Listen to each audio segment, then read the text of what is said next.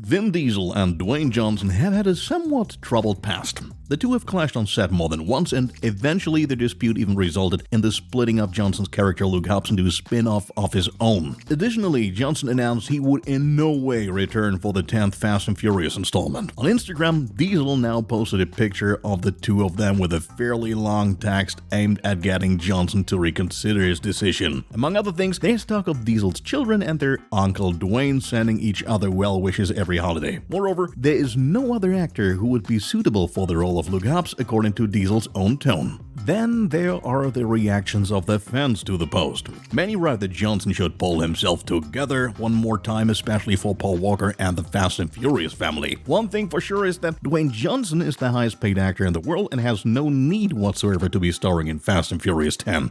Diesel's attempts to get Johnson to return in this manner are also kind of sneaky and only serve to turn Fast and Furious fans against Johnson should he decline the offer. There's still some time until the release of Fast and Furious 10 on April 7th, 2023, but we still do not expect Johnson to be part of this film.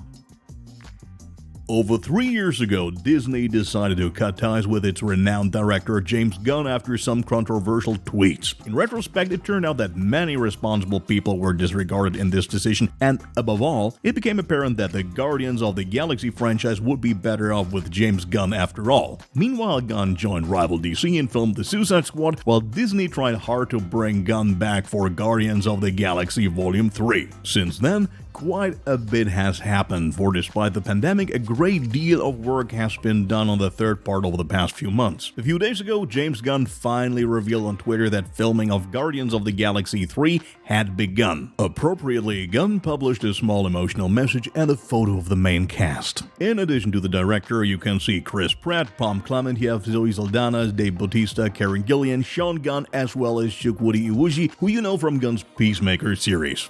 Besides, there is one newcomer who is not visible in the picture, and that is Will Poulter. The 20-year-old will play the role of Adam Warlock in the upcoming part, as has been known since recently. We hope for a trouble-free shooting and are already looking forward to Guardians of the Galaxy Volume 3, which is scheduled for release on May 5th, 2023.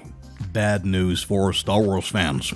As reported by The Hollywood Reporter, those responsible for Star Wars Rogue Squadron will not be able to meet the production schedule. The main reason is director Patty Jenkins, who has yet to complete her two major projects, Cleopatra and Wonder Woman 3 first. As if that were not enough, she is also simultaneously working on a Wonder Woman spin-off about the Amazons. Originally, the plan was to let the filming of Rogue Squadron take place between the shooting of Wonder Woman 3 and Cleopatra. In the meantime, however, they have realized that the time window for a Star Wars movie is far too tight, making the postponement the only reasonable thing to do.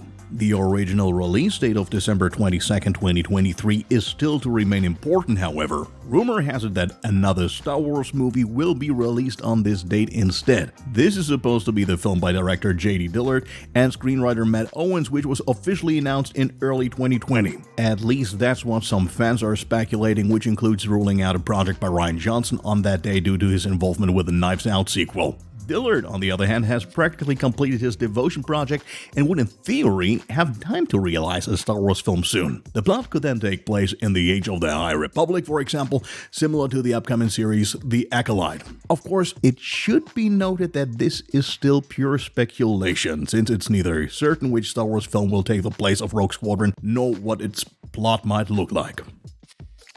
Last Thursday, Paramount announced that two high-quality films have been significantly pushed back. One of them is Transformers: Rise of the Beasts. The now seventh part is directed by Stephen Caple Jr. and is set in Brooklyn during the 1990s. Unfortunately, fans will now have to wait much longer because, as those in charge have communicated, Rise of the Beasts will no longer be released in June 2022, but on June 9th, 2023. The same is true for the second Paramount film, Star Trek, which is now scheduled for release on December 22nd, 2023. Not much is known yet in terms of content, and other than director Matt Shakman and screenwriters Josh Friedman and Cameron Squires, no big names have been revealed. Paramount's maneuver regarding the postponement of Star Trek could actually be related to Disney's rescheduling of Rogue Squadron, because apparently those involved are speculating that this time frame is now free, and thus they won't have to release in direct competition with a Star Wars movie on the theatrical market. Regardless, fans of both Star Trek and Transformers will have to remain patient.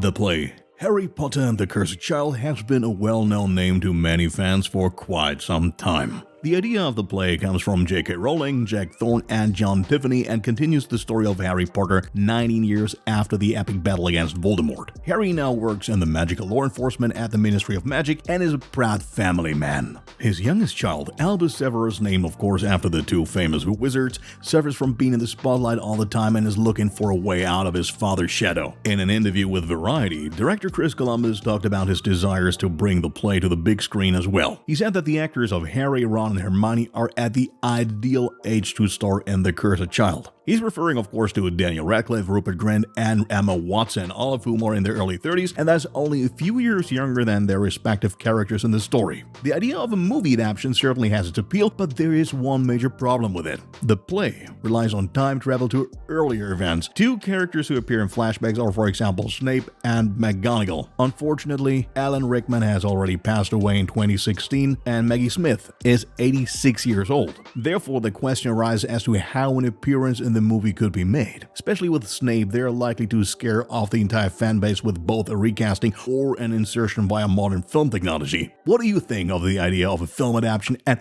what are your thoughts on how it could be done? Feel free to tell us in the comments. The manga series One Piece, which has been running since 1997, is one of the most successful of its kind. For some time now, it has been known that Netflix wants to tie in with the franchise's great success by creating its own live-action series. The official Twitter account provided us with a first impression of the actors and actresses last Tuesday. In addition, individual portraits of the cast were published. We can see Iñaki Godoy, who will play the nascent pirate king Monkey D. Luffy.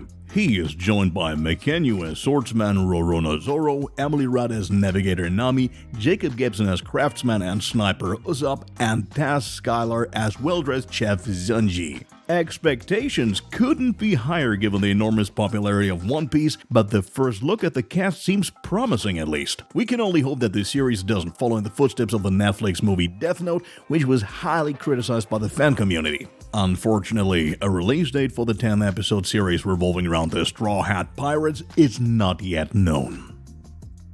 Up to now, fans of the science fiction universe Gundam have had to be satisfied with only a little information about the planned live-action film adaptation. Although it is assumed that the adaptation from Legendary will be very similar to the original series, more details are still being kept under wraps. At least there is a first promising photo to admire. The concept art shows one of the many robots that are controlled by humans and play a major role in this science fiction story. In the TV series, humanity has long since left for outer space, where various colonies have been formed. Eventually, war breaks out with the Earth. The initial image whets the appetite for more, even though it's not entirely clear when Gundam will be released. In any case, it has been decided that the movie will not be shown in theaters, it will only be available via video on demand. And that's it for the latest news. Fans of terrific creatures should definitely not miss our latest original on Jurassic World Dominion. You can also find the most recent clip for Ghostbusters Afterlife and the first trailer for the Toy Story spin-off Lightyear on our channel.